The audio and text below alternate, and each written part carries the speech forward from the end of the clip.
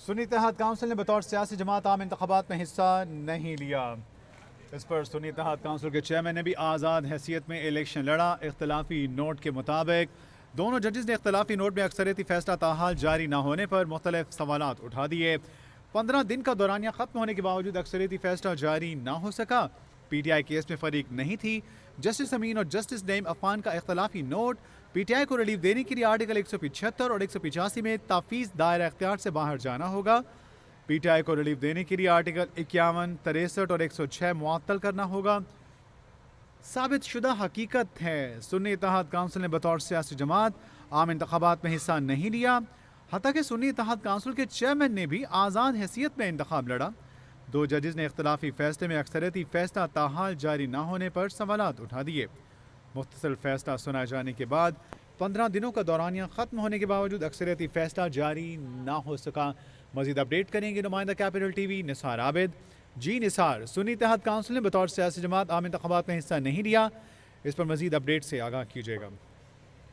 جی بالکل، P T A مخصوص نشست میں ملنے کا یہ معاملہ ہے جس پر جسٹس امین الدین خان اور جسٹس نعیم عفان نے تفصیلی فیصلے سے جو اختلافی نوٹ جاری کر دیا ہے۔ جسٹس امین خان اور جسٹس نعیم عفان نے جو اکثریتی فیصلے سے اختلاف ہے، دو ججز کا یہ اختلافی نوٹ کی درخواست پر مشتمل ہے۔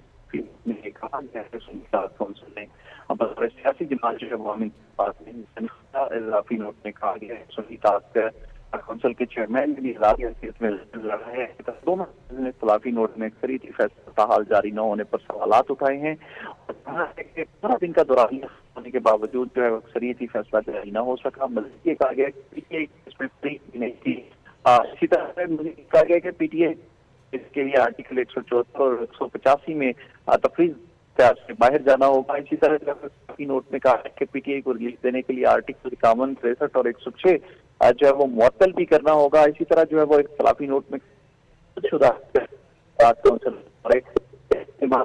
بات میں نہیں لیا، حتیٰ کہ سنی اتحاد کونسل کے جو چیئرمین ہیں وہ بھی آزاد حیثیت میں انتخابات لڑے ہیں۔ مختصر فیصلہ سنانے کے 15 دن کا دورانیہ ختم ہونے کے باوجود جو ہے وہ اب تک اکثریتی فیصلہ جو ہے وہ جاری نہیں ہو سکا ہے۔ اختلافی نوٹ میں سنی اتحاد کی جانب سے الیکشن کمیشن کو لکھے 4 خطوط بھی شامل ہیں۔ مزید اختلافی نوٹ میں یہ کہا گیا ہے کہ آزاد امیدواروں کو الیکشن کمیشن قومی اسمبلی اور تینوں صوبائی اسمبلیوں میں طریقہ کار مکمل ہونے کے بعد تسلیم کیا۔ اختلافی نوٹ 39 سے 41 اراکین اسمبلی جن کو مختصر اکثریتی فیصلے میں حوالہ دیا گیا ہے، یہ معاملہ کبھی متنازع ہی نہیں تھا۔ مزید جو اختلافی نوٹ ہے اس میں یہ بھی کہا گیا کہ کسی عدالتی کارروائی میں یہ اعتراض نہیں اٹھایا گیا کہ اراکین نے سنی اتحاد کونسل میں شمولیت اختیار نہیں کی۔